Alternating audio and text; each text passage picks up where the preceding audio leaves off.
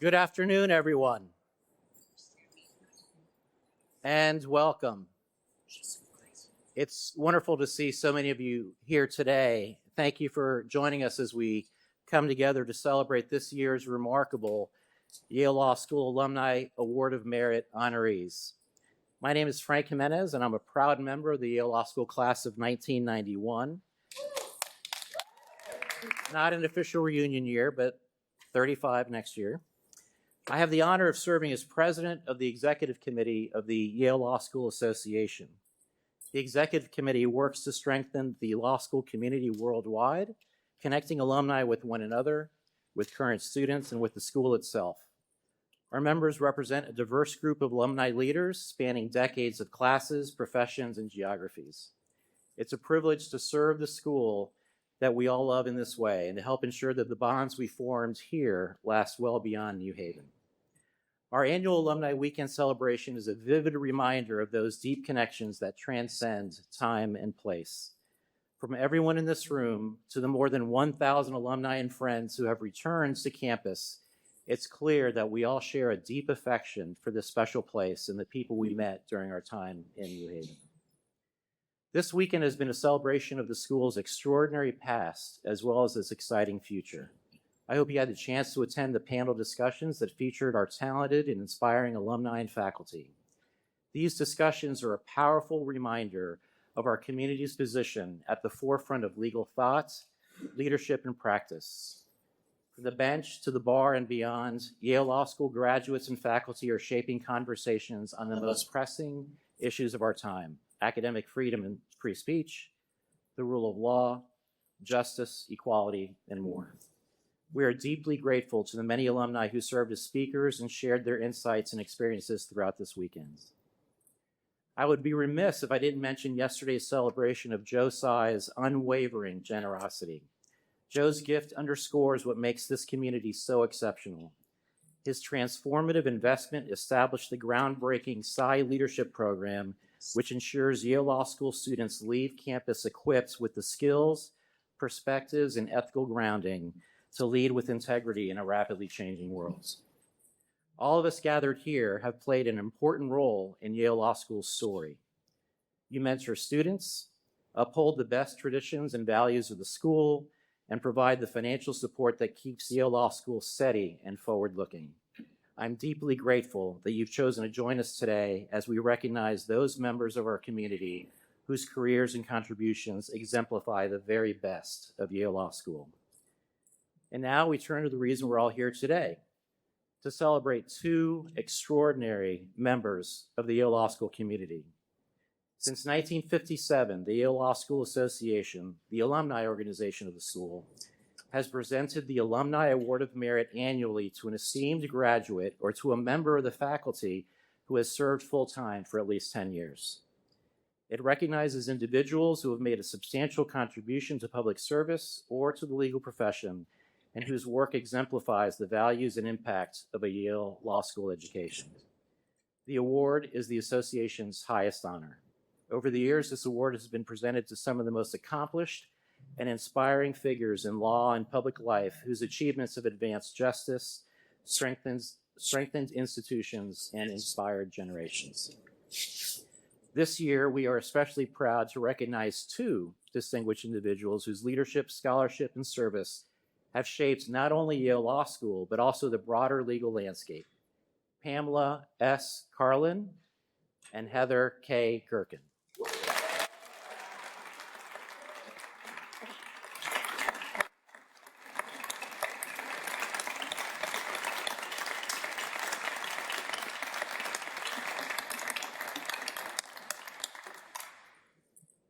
To help us honor these remarkable leaders, I am delighted to welcome someone who knows them both well and whose own career embodies the very spirit of this award. In fact, he's the 2009 Award of Merit recipient and likely needs no introduction to all of you, but here I am. Harold Hongju Koh, Sterling Professor of International Law at Yale Law School, is one of the country's leading experts in public and private international law, national security law, and human rights. He first began teaching at Yale Law School in 1985 and served as its 15th dean from 2004 until 2009. He has served in 4 presidential administrations during the last 5 decades. Professor Koh has received 18 honorary degrees and more than 30 awards, and he's authored or co-authored 9 books and published more than 250 articles. He has testified regularly before Congress and litigated numerous cases involving international law issues in both U.S. and international tribunals. But the pinnacle of his career, and he will be the first to tell you this, came in 2004 when he paraded the Boston Red Sox World Series trophy hoisted on his shoulders all around the Yale Law School courtyard. On a personal note, Harold was my small group professor when I was a student, and I've been honored to call him a friend in the many years since then. Please join me in welcoming Harold Koh to introduce today's Alumni Award of Merit honorees. Thank you all. So as a former dean, they have exhumed me to present the Award of Merit to 2 dear friends of mine, one of whom I've known for 42 years and the other of whom I've known for 20 years. I first heard of Pam Karlan 42 years ago when my old boss, Justice Harry Blackmun, chose her to be his incoming law clerk. And, you know, law clerks are very protective of their boss. And so I called one of the clerks who was there that year, and I said, "What is the deal on Pam Karlan?" And I remember this conversation very distinctly. They said 3 things. She's a superstar. 2, she's a great writer. And 3, she's unique because she's very funny. And I said, I was impressed by the first 2 things. They explained to me that she was a native of Connecticut. She got all of her education here at Mother Yale. She got her bachelor's at Yale with prizes for intellectual leadership, the best senior essay, leadership in debate and public speaking, and then did both a JD and a master's in history at Yale Law School when she was the articles and book review editor of an extraordinarily productive Yale Law Journal board, while simultaneously serving as a supervisor of the Yale Moot Court, a member of the Yale Jerome and Frank Legal Services Organization, head coach of the Yale Debate Association, and a freshman counselor at Jonathan Edwards College. But I said to my interlocutor, "Why do you mention that she's funny? A lot of people are funny." And my interlocutor said, "Harold, you're amusing. But Pam Karlan is really, really funny." Well, everything they said about her came true. Start with what a great writer she is. In her year clerking for Justice Blackmun, she became his law clerk working on a number of cases. In the oral history that I did with Justice Blackmun, he gave her credit for his role in writing the landmark dissent in Bowers versus Hardwick. Let me just read this. This is by Justice Blackmun and Pam Karlan. "This case is about the most comprehensive of rights and the right most valued by civilized men, namely the right to be let alone. The law at issue denies individuals the right to decide for themselves whether to engage in particular forms of private consensual sexual activity. The fact that individuals define themselves in a significant way due to their intimate sexual relations suggests in a nation as diverse as ours that there may be many right ways of conducting those relationships, and that much of the richness of those relationships will come from the freedom an individual has to choose the form and nature of these intensely personal bonds.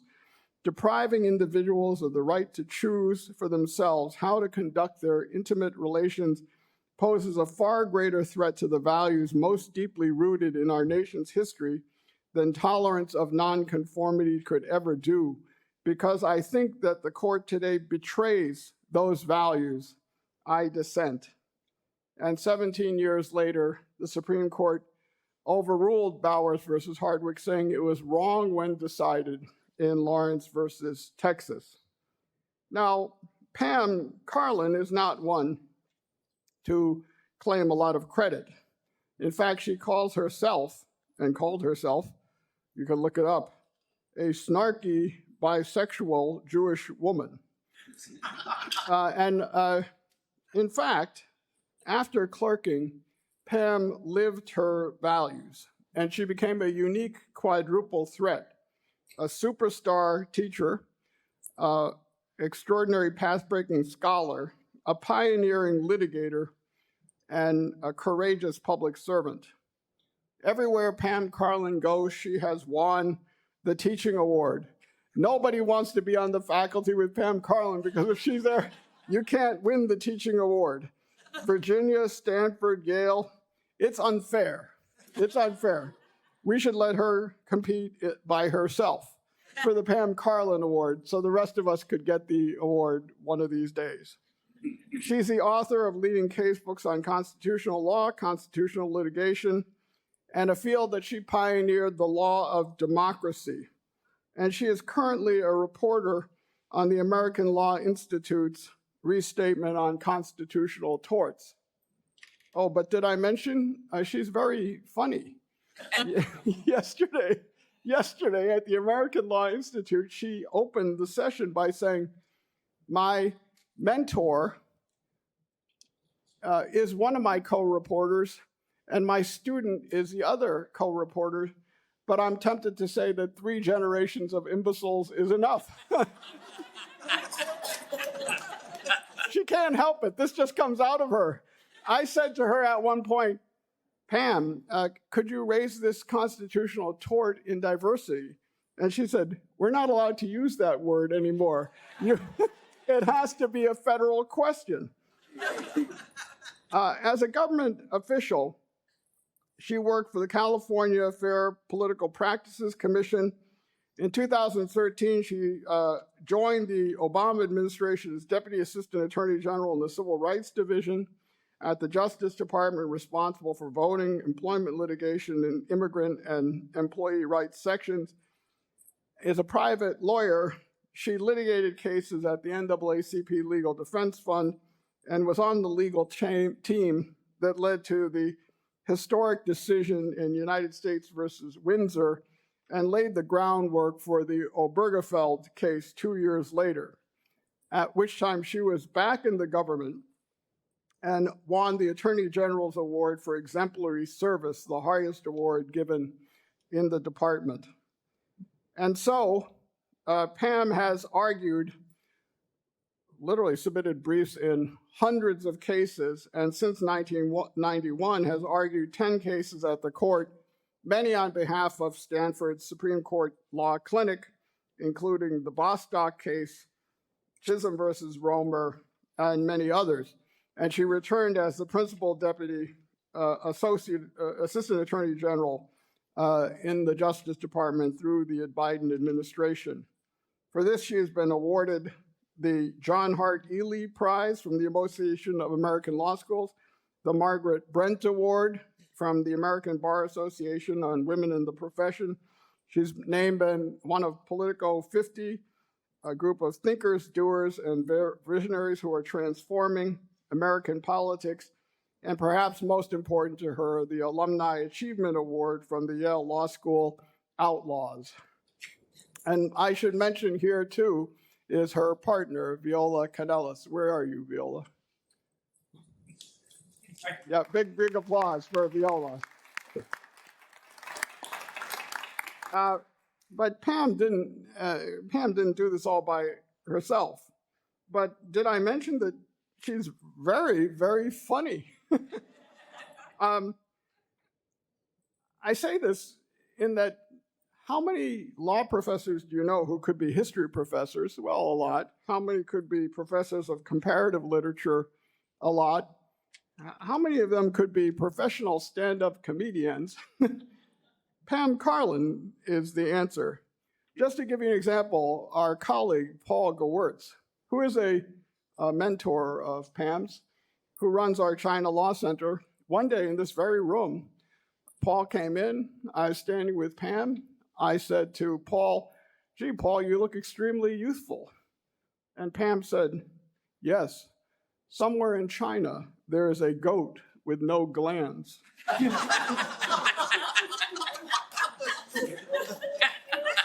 Or how about this? From her most recent graduation speech, members of the graduation class, parents of graduates, in-laws, members of outlaws, people of color, people in the minority, other dissenters, people who want to do justice, people who plan to be a justice, people with convictions, people who represent the convicted, people with backbone, people with six-pack abs, people with staggering figures, people who owe staggering figures, well-paid people, underpaid people, members of the faculty, people with citations in the Stanford Law Review, and those who have citations from the Stanford Police Department are just plain out of sight. Welcome to graduation. How often have you heard that? Now, finally, before I turn things over to Pam, I thought it was very important that I ascertain her relationship with our other Award of Merit winner. So yesterday I wrote her an email where I said, "What exactly is your relationship to Heather Gerken?" To which she shot back, "The same as John the Baptist to the baby Jesus."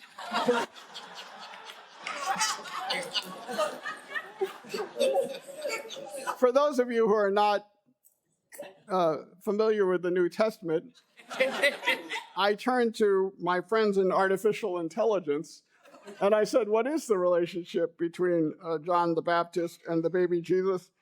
And the AI answered, "The early Messiah who foretold of the greater Messiah who is yet to come."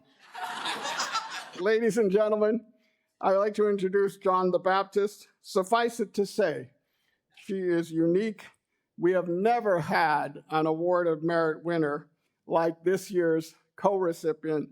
I give you Pam Karlan, the Kenneth and Harle Montgomery professor at Stanford Law School.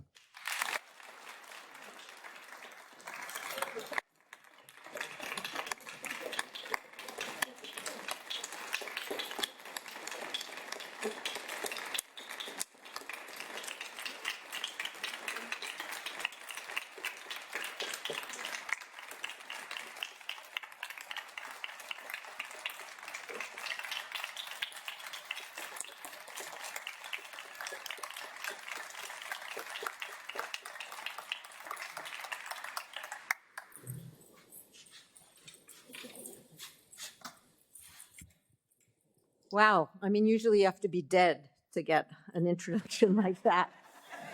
So thank you all so much. The day that Justice Blackmun died, I was reading Alice McDermott's novel, Charming Billy. In an especially lyrical passage, McDermott describes a summer afternoon in the life of Billy Lynch, the hero and the central character in the novel. This is what she wrote. She wrote, "But that afternoon, he fell in love with the rest of his life. It was there, that life, that future. He simply hadn't known it until now, or had the capacity to imagine just a month earlier that something like this might be his.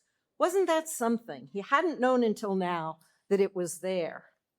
One reason that passage keeps running through my mind for more than a quarter century is because it captures what my experience as a Yale Law student was like. It was here that I fell in love with the rest of my life in the law. I arrived at the law school with a cohort of folks from JE, Dan Ortiz, who remains my closest friend, Penny Rostow, and David Cole, with whom I had the privilege of arguing the Bostock case at the Supreme Court. But before I got to Yale, I couldn't have imagined that I would love my classmates so much. I still talk all the time to Sam Issacharoff, with whom I began the first great scholarly project of my life, which was the law of democracy. and with Ricky Revesz, with whom I'm working on the most recent project, this restatement on constitutional torts. And of course, I fell even further in love with the law because of my teachers. Jay Pottinger showed me how to be a clinical professor who could give true ownership over cases to my students. Owen Fiss's groups and the Equal Protection Clause shaped so much of my own later scholarship, and his book, Troubled Beginnings of the Modern State, seems a bookend to where we are today at perhaps the troubled end of the modern state. And of course, Guido and Jerry Mashaw and George Priest, who remained throughout his life, someone whose friendship I valued, particularly because I knew he disagreed with almost everything I thought, but he was still so kind to me, and I've tried to pay that forward to my FedSoc students. But most of all, I fell in love with the law because of Barbara Underwood and Paul Gewirtz. One of the first emails I sent after we won the Bostock case was to Paul and Barbara to thank them for being the people who'd introduced me to sex discrimination law in the spring of 1981. And Paul also introduced me to the idea that poetry could tell us something about our practice of law. And in a poem to which Paul introduced me the next spring, I think about this poem all the time. It's Esthétique de Mal. Wallace Stevens writes, "And out of what one sees and hears, and out of what one feels, who could have thought to make so many selves, so many sensuous worlds, as if the air, the midday air, was swarming with the metaphysical changes that occur merely in living as and where we live." But beyond poetry, there's also philosophy. And I've tried to live my life by the advice of two of America's greatest political philosophers and legal philosophers, Yogi Berra and Satchel Paige. Yogi says, when you come to a fork in the road, take it. Unlike Justice Scalia or Justice Black, Yogi is not a textualist. So he's not telling you to pick up spare cutlery if you find it lying in the street. Rather, what Yogi is saying is that although sometimes we have to make choices, sometimes we should refuse to choose. And while I've made many choices in my life, I've taken both forks, I think, professionally, becoming both a law professor and a lawyer. It's a choice that many of my classmates also made as well, and people like Sam and Marty Lederman and Dawn Johnson continue to inspire me in both my academic work and in my litigation. But here's the irony. I'm getting an award today ostensibly for substantial contributions to the law at precisely the time that those contributions seem to be crumbling into the ocean. The Supreme Court seems poised to gut the Voting Rights Act that I've spent decades writing about and litigating under. The current administration has already gutted the Justice Department and the Civil Rights Division, where I spent 3.5 of the most wonderful years of my life, wishing that my former professor, Burke Marshall, could have seen me sitting under his portrait and enforcing the statutes that he was so instrumental in shepherding through Congress. And who knows the fate of Bostock and full inclusion for gay and transgender folks in these really ugly times. So I returned to advice I gave when I gave the speech to the Yale graduating class in 2007, advice I took from Satchel Paige. And no, it's not don't look back, something may be gaining on you, or avoid fried foods because they angry up the blood. Both of those are true, but they're irrelevant. Instead, the advice is this: work like you don't need the money, love like you've never been hurt, and dance like nobody's watching. Many Yale graduates have already followed that first piece of advice, becoming career government lawyers or public interest lawyers or legal services lawyers or the like. But we live in a time when other Yale graduates, to protect their profits per partner, have bent the knee, and those are the White House's words, to demands that they stop making independent judgments about which clients to represent and what forms of pro bono to do, in order to give the president the chance to crow about the hundreds of millions of dollars they should devote to his favorite cause. The Gospel of Mark tells us that Jesus asked, "What profit a man to gain the whole world and lose his soul?" I don't know, but I'm pretty sure it's not a big law partnership.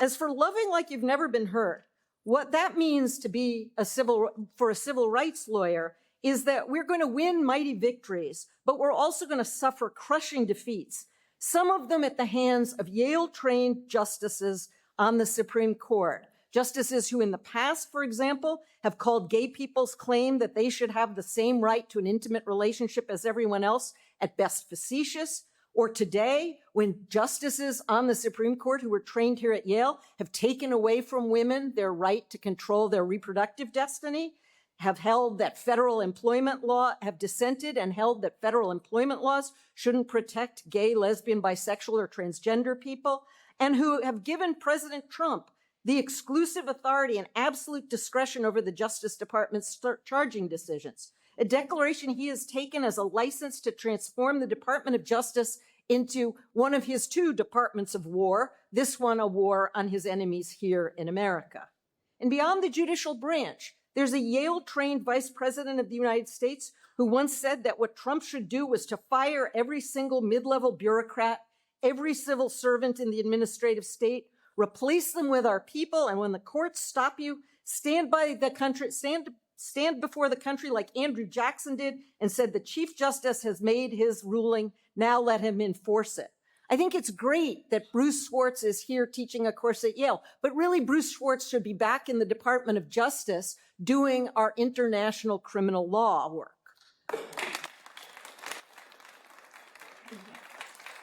But in these troubling times, I take heart from Yale alums who have been doing democracy protecting work before me. People like Armin Dörfner, who's in the class of 64, who's still doing this work, and with whom I'm actually now litigating a case under the 26th Amendment, an amendment not much discussed, but it's there. Myron Thompson of the class of 1972, before whom I got to appear for 20 years in the Dillard litigation that transformed elected bodies across Alabama, and my mentor at the NAACP Legal Defense Fund, the late Lonnie Guinier, who was the class of 1974, and taught me so much about how to treat my clients with the respect and dignity that they deserve, and Paul Smith, the class of 1979, with whom I got to work on a series of LGBT rights cases as well as a series of voting rights cases. And that work continues. In the Pirkei Avot, Rabbi Tarfon says you're not obligated to complete the work, but neither are you free to abandon it. And so I take heart that Yale alumni continue to throw themselves into that same mighty stream of righteousness. Folks like Dale Ho, who you saw earlier, who is the best cross-examiner in the history of voting rights litigation, and C.C. Wang, and Dan Freeman, and Dan Yee, and Carrie Panucco, lawyers, career lawyers I had the privilege of working with at the Department of Justice in the Civil Rights Division. It's part of what makes Yale Law School so important today, that it's going to be able to train the coming generation of lawyers who will build a third reconstruction after we escape from this second redemption. As for dancing like nobody's watching, what Satchel is telling us is that it won't be worth it to spend an entire career doing a solemn waltz when your heart cries out to do the funky chicken or the mashed potato. And I've been so blessed to be able to try those dances. In the meantime, I'm going to end with a passage from another poem, one that I arrived here at Yale Law School already having memorized, because sometimes it's how Yale works its magic on the things you came here with that makes this such a special place. It's from the end of Tennyson's Ulysses. Come, my friends, 'tis not too late to seek a newer world. Push off, and sitting well in order, smite the sounding furrows. For my purpose holds to sail beyond the sunset and the baths of all the western stars until I die. It may be that the gulfs will wash us down. It may be we shall touch the happy isles and see the great Achilles whom we knew. Though much is taken, much abides. And though we are not now that strength which in old days moved heaven and earth, that which we are, one equal temper of heroic hearts, made weak by time and fate, but strong in will, to strive, to seek, to find, and not to yield. Like Ulysses, it's good to come home. Thank you so much. When I met our second Award of Merit winner 20 years ago, I was reminded of an article that I read in the Boston Phoenix in 1977. The music critic, John Landau, had just come from listening to the new rock sensation. And he wrote, "I have seen the future of rock and roll, and it is Bruce Springsteen." Well, as you know from watching the movie that's just come out, John Landau quit his job, went to work for Bruce Springsteen, is now a very wealthy man. Why was I reminded of this? Because when I first met Heather Gerken, she was an untenured professor at Harvard Law School who had just won the teaching prize, the first time in the history for an untenured professor. She came and gave a faculty workshop here. She was 8 months pregnant with her second child, who has since grown to be 6'5" tall. And she looked exhausted. But when the workshop began, she lit up the room. And I went home and I told my wife, "I've seen the future of Yale Law School, and it is Heather Gerken." Now, before she became dean, she went from being a great lawyer to a leader on our faculty and nationwide, a national leader in constitutional and election law, the first member of her scholarly generation to be elected to the American Academy of Arts and Sciences, to write 15 years ago the foreword to the Harvard Law Review, the founder of the Democracy Index, the leader of the Nationalist School of Federalism, and named as one of the country's best law teachers in a book published by Harvard University Press. And she and her extraordinary husband, David Simon, did so many remarkable things to enrich our community life. So none of us was surprised in 2017 when she was named our dean, because we all knew that she would be a game changer. And as dean, changed the game she did. She maintained our academic excellence during the worst global pandemic in a century and during Yale's transition to a new president. She broke down economic barriers and opened the doors to new faces who had never before dreamed of having access to Yale Law School, with pipeline to law school programs and bringing in more veterans, first-generation professionals, and students with intense financial need through the Hearst Horizon scholarships, which now funds almost 100 students in the first-year class. She took us out of U.S. News, making it clear that henceforth we would be the judge of our own excellence. She launched a program to teach lawyers how to be leaders. She committed the school to crossing divides, both ideological and across the illusory divide between theory and practice. And she won the trust of the university so that in our last year, our student yield rate was 90% of the students admitted. But my wife, Christy Fisher, likes to say, the true measure of a dean are the things that you do when no one is watching.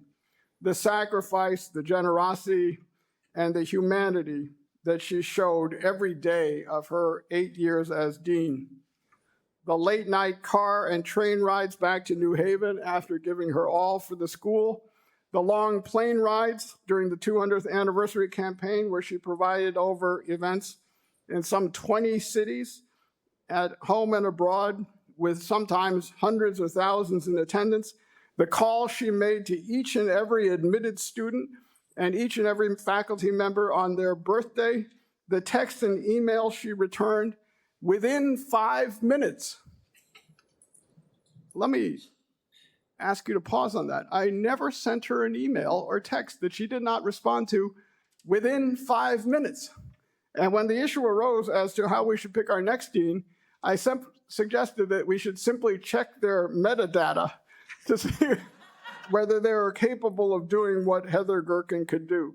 The annual meetings with every small group, the parade of cars to her house during COVID to make sure that every single staff member had a chance to say farewell to beloved departing staff members, the speeches she gave at our public events, each lovely and perfect in their own way, never rote, never generic, never mailed in.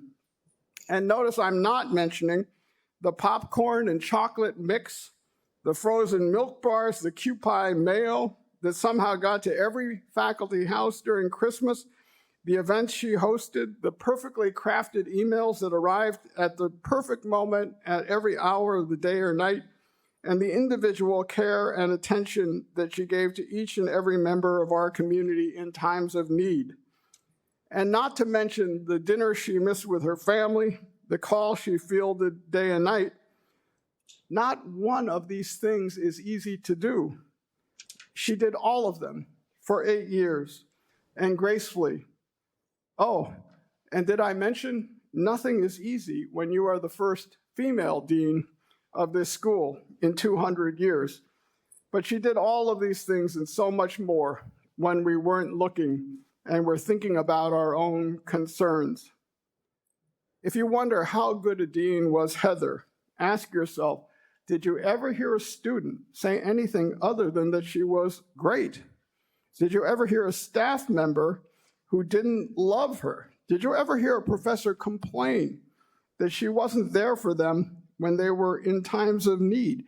Did you ever hear anyone say she wasn't totally committed to the school 24/7, 365, or that she wasn't all in with blood, sweat, and tears? And did you ever hear anyone complain? Did you ever hear her complain that it was too much, or that it was a bridge too far, or declare that she was just too tired because of all the other things that she was doing? No, you did not, because for Heather Gerken, this was the job. And whether or not people were looking, she was ready to do it. This is what leadership looks like, and we have had an extraordinary leader. So it came as a shock when we heard that she had been chosen as the 11th head of one of the world's greatest philanthropic organizations. But as I said, when she was chosen, her life's work resonates with the mission of the Ford Foundation, a $20 billion foundation whose assets and influence rivals Yale, an institution that works with visionaries on the front line of the world's fight for social change, justice, and equality. We can add her name to a list that includes McGeorge Bundy, who funded the NAACP Legal Defense Fund, Franklin Thomas, Susan Beresford, who supported the work of Human Rights First, Human Rights Watch, the Green Revolution, National Public Education, and so many other things. But in retrospect, it was obvious that they would choose her because at a time when we desperately need leadership to save the rule of law worldwide, we need a leader whose commitments to these things are bone deep. We needed a champion for justice who would serve the foundation with the same brilliance, force, and grace. We needed someone who would stand tall, as Heather has always done.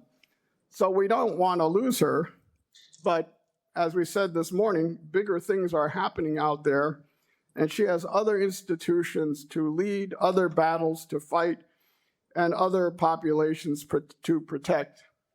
But today,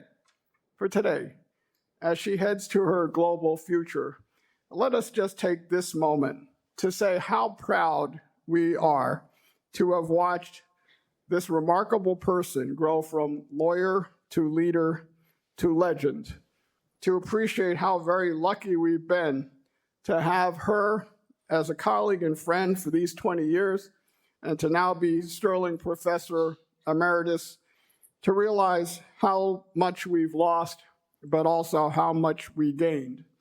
And just to say thank you, not just to you, Heather, but to Dave and to Anna and Ben.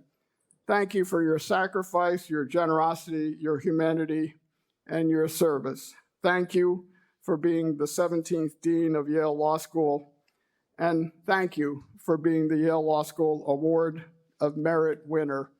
Ladies and gentlemen, Dean Heather Gerken.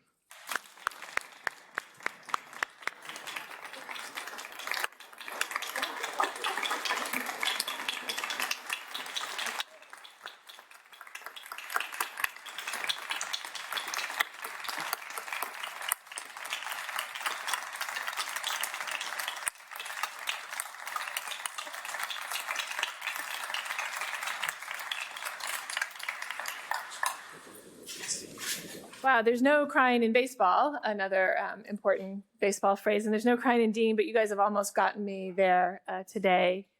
It's been a little bit strange to be back in the building. I feel like one of you in the sense that, I left in August, and now I come back to the building and it's like the memories flood back in Technicolor, as if my memories were just embedded into the like shards in the walls. And I know that all of you feel the same way about this place, the same sense of wonder and awe and responsibility and possibility as I do at this moment. I am going to be short. I feel like I've said a lot of words to you over a lot of years, and I just want to speak personally, if I might. It means so much to receive this award. It means so much to receive this award standing next to Pam Karlan, who is when I was a young Supreme Court clerk, the very first argument I watched was Pam Karlan arguing a voting rights case. And I thought to myself that I want to be Pam Karlan, except taller. And it means a lot to have Frank up here, who's been a stalwart from the very beginning. And, to get this from Harold. Harold is my dean. He's the dean who brought me here. And every single word, except first female dean, that he'd said to describe what I was allegedly like could be said of Harold. And the other magical thing about Harold is he taught me to be an ex-dean. I cannot describe to you what it was like during my hardest days to have Harold send a note, "Good job, Dean, nicely done on that email," in the middle of COVID, when I was desperate to send out email to sound like a human being because we could not even have human contact. Harold was always there to notice, to tell me things were going okay, and to give me an encouraging word.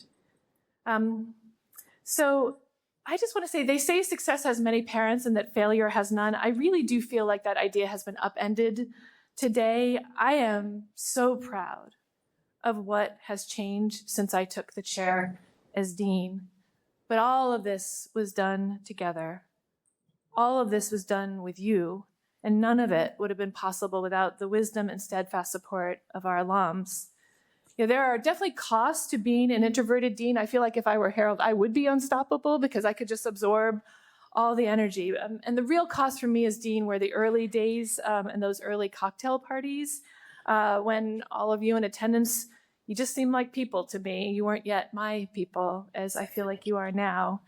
But there is an advantage to introverted deans, which is that we listen. And so some of you may remember that I went to 17 cities. I spoke with thousands of alums that first year. And boy, did I listen. Those conversations had a profound effect on me, and they shaped everything that came after. So you told me what made this place special and where it fell short. You invoked Yale's magic, and you told me where we'd failed to live up to our best traditions. Some of those conversations resonated entirely with what I knew and wanted to do. And some of those conversations led me to see problems and opportunities that I hadn't seen. And now we can all step back and see what we dreamed into existence across the last 8 years. So the students who walk these halls now are as excellent as they have ever been, but their journeys are so different. There are massively more students of color, more first-geners, more veterans walking these halls than 8 years ago. We started new programs, new clinics, new centers. They have made this wildly eclectic, highly impactful, profoundly engaged place even more so. We developed a leadership program, the largest program in our history, that I think will enable our students to meet the challenges that come. And the thing that just kills me, and I know Harold mentioned it, but the thing that I am proudest of us all leaving behind is the fact that 1 in 6 of the students walking these halls come from just below or above the poverty line, and every single one of them has a full tuition scholarship.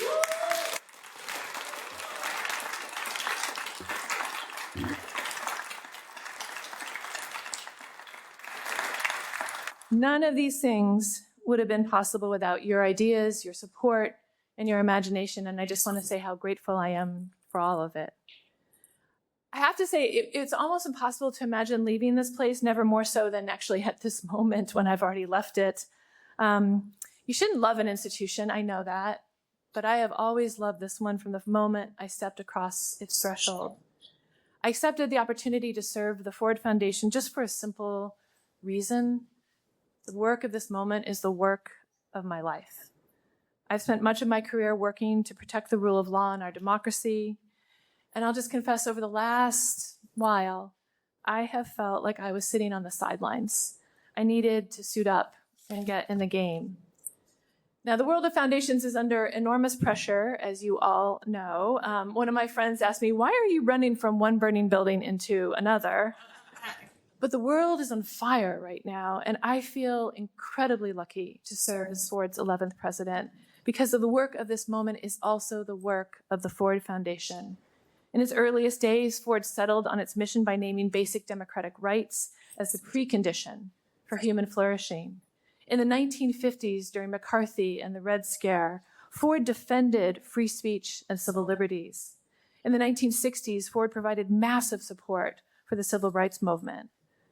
And all along the way, it made just wondrous things possible, including Big Bird, Head Start, and one that is especially close to my heart, legal clinics in law schools throughout the country.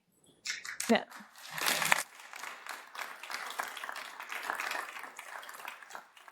there are very few people who are lucky enough to helm one legendary institution, so I can't tell you what it means to have the opportunity to helm two of them.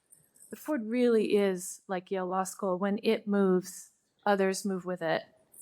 And what I learned from Yale, and what I will bring with me to Ford, is a simple lesson, which is that great institutions are only great because of the people within them. Deaning the law school across the last 8 years has not always been easy, but it has always been a gift. And that is because of the people who are in this building and around it. It is because of my beloved staff who care about this place as much as you all do and have showered me with affection for 8 years. That is because of my faculty friends who helped me understand deep in my heart the phrase ride or die. And that is because of all of you. You've shown me grace when I made mistakes, and you've had my back when I needed it most. Love is what sustains this institution, and love is what sustains those of us who are lucky enough to lead it. Thank you for the love that you've shared with me and with this place. I am forever in your debt. Thank you very much.